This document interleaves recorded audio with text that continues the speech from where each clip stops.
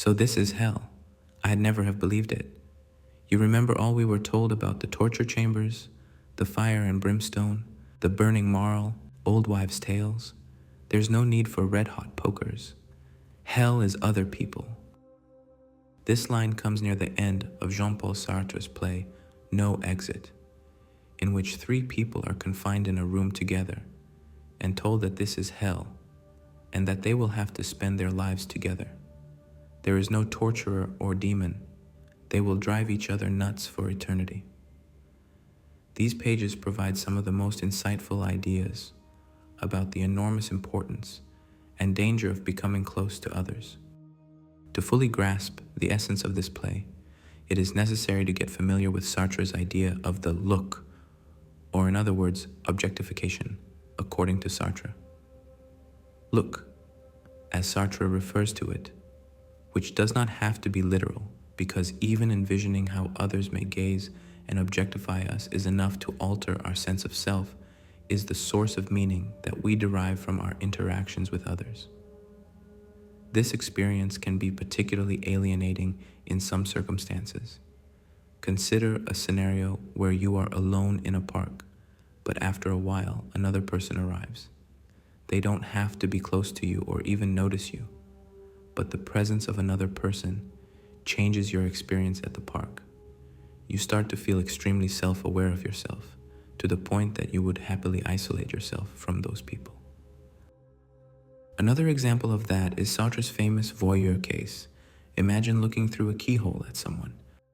The other person is unaware of your presence, so they become an object of your observation, and you are deeply engrossed in this act without much awareness or reflection on your own subjective self.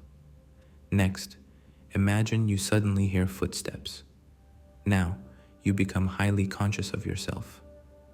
You feel as though you are being objectified by the other person who catches you in the act and judges you, leading to a sense of shame for having objectified someone else. Now, you understand how the person on the other side of the door might feel if they knew they were being observed. This experience is so impactful that even the mere thought of someone approaching while you're peering through a keyhole can shake you. Your sense of self is profoundly influenced. According to Sartre, the other holds the key to your existence, because now this third person who has arrived seems to have the power of a subject by objectifying you. For example, if a cat caught us looking through a keyhole, it likely wouldn't evoke the same feeling of being a shamed self. In Jean-Paul Sartre's play, No Exit, we meet three main characters trapped together in a room in hell.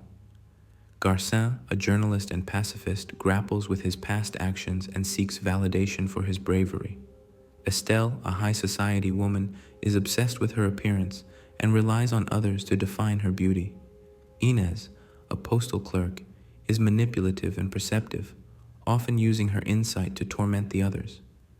These characters are condemned to an eternal psychological torture driven by their interactions with each other.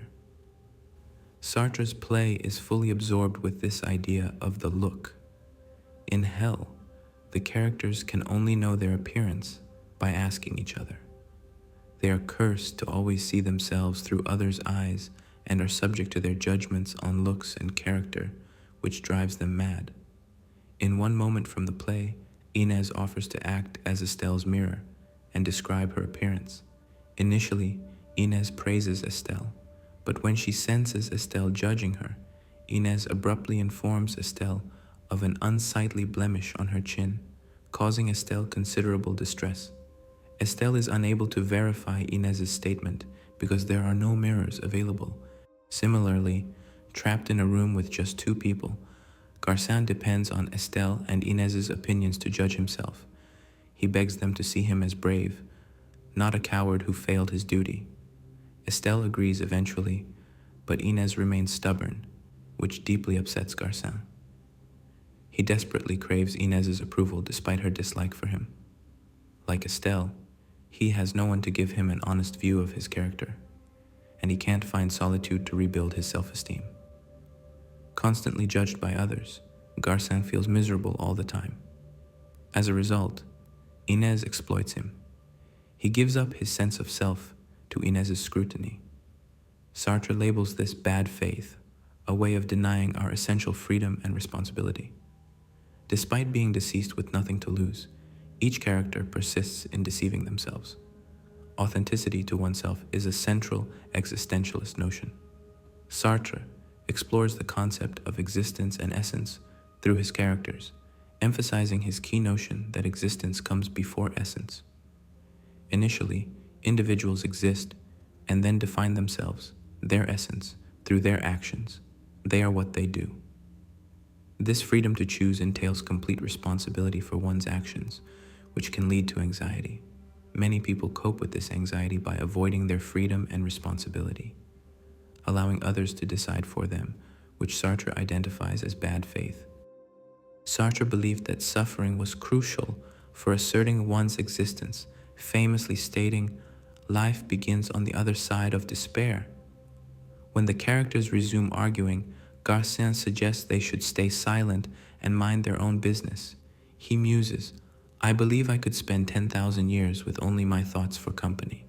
However, they soon disturb him by starting to talk again. They find it impossible to ignore each other's presence. Inez cannot bear Garcin's gaze because she feels he is judging her, a role she sees as her own. She accuses him of stealing her face. Garcin's mere presence diminishes Inez's sense of independence. As this approach fails, they decide to confess everything and discuss why they believe they might be in hell. Garcin reveals his mistreatment of his wife. Inez admits to deriving pleasure from causing suffering to vulnerable individuals, and Estelle confesses to drowning her unwanted baby, which led to her lover's suicide. They find themselves in a complicated love triangle. Estelle attempts to seduce Garcin, while Inez tries to seduce Estelle. As Garcin and Estelle start kissing, Inez refuses to look away, declaring she will watch them the entire time they are together. However, Garcin desires something more from Estelle. He admits he was executed for desertion and struggles with how he faced death and the judgments from others ever since. He desperately wants Estelle to declare he's not a coward, and she reluctantly agrees. But Inez laughs, saying Estelle only said it to get close to him. Garcin shows the worst case of bad faith among them because he can't accept responsibility for his actions. He can't believe he's not a coward unless Estelle says it. Disgusted with both Inez and Estelle, Garcin starts ringing the bell for the valet and banging on the door angrily. He declares he would endure any physical torture if the door would open. When it does, Garcin hesitates to leave. He cannot fathom existing alone, worried about Inez's judgment and not knowing what she might say. He chooses to stay to prove to Inez that he is not a coward. Garcin and Estelle are trapped by their pasts, constantly dwelling on their friends and loved ones on earth, trying to validate their existence through past experiences.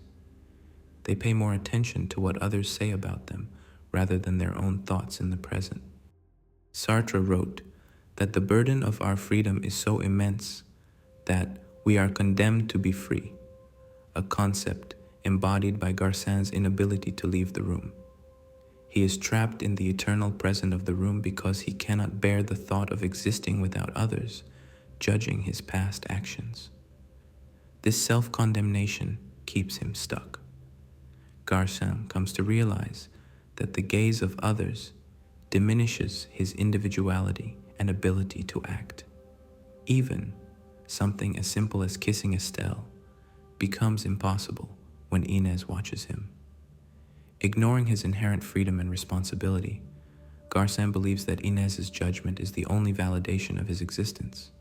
They eventually understand they are bound together indefinitely, and in a moment of maniacal laughter, they recognize their shared fate as the curtain falls. How different is our situation from theirs, really? You likely seek the attention, approval, and affection of others. This is normal. It's a cornerstone of human existence.